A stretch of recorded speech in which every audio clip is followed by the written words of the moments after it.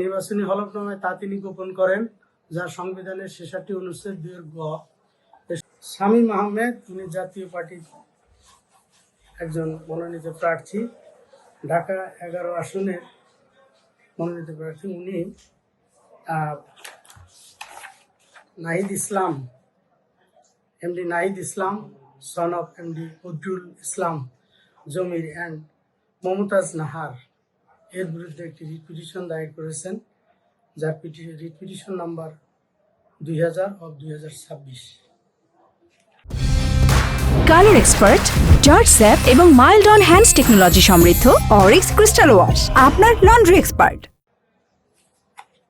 তিনি ওনার বিরুদ্ধে যে অভিযোগটা দায়ের করেছেন সেটা হচ্ছে, এই জনাব মোহাম্মদ নাহিদ ইসলাম উনি একজন দ্বৈত নাগরিক, যিনি এনসিপি আহ্বায়ক ও ঢাকা ১১ আসনের সংসদ সদস্য পদপ্রার্থী জনাব নাহিদ ইসলাম গত ৮/১/২০২৪ তারিখে উপদেষ্টা পরিষদের দায়িত্ব গ্রহণের পরপরই রাষ্ট্রীয় ক্ষমতা অপব্যবহার করে রাতারাতি কমনওয়েলথ অফ ডোমিনিকা এর নাগরিকত্ব গ্রহণ করেন।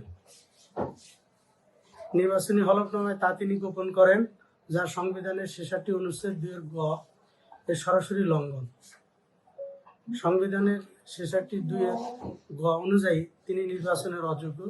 তাই বিষয়টি নিয়ে আজকের এই পিটিশনার শামীম আহমেদ যে রিট পিটিশনটা দায়ের করেছেন, যা মহামান্য সুপ্রিম কোর্টের হাইকোর্ট বিভাগে আগামীকাল as for the accommodation of the honourable court অনুযায়ী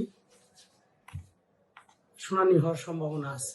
এই শামীম আহমেদ ওনার যে ডকুমেন্টস যেগুলা উনি অ্যানেক্স করেছেন এই রিট পিটিশনে, সে কাগজ দলিল দস্তাবেজ দিতে দেরি করেছেন, সেজন্য আর কি। আপনাদের কাছে কি ভ্যালিড ডকুমেন্ট আছে? ভ্যালিড ডকুমেন্টস আমরা যা অ্যানেক্সার করেছি এগুলা সব রিট পিটিশনে আছে। আমাদের প্রার্থনা হচ্ছে ওনার এই নমিনেশনটা বাতিল পূর্বক, উনি যেহেতু একজন আমরা দাবি করি অযোগ্য প্রার্থী, তো ওনার এই প্রার্থিতা বাতিল পূর্বক আমরা একটা প্রেয়ার দিয়েছি।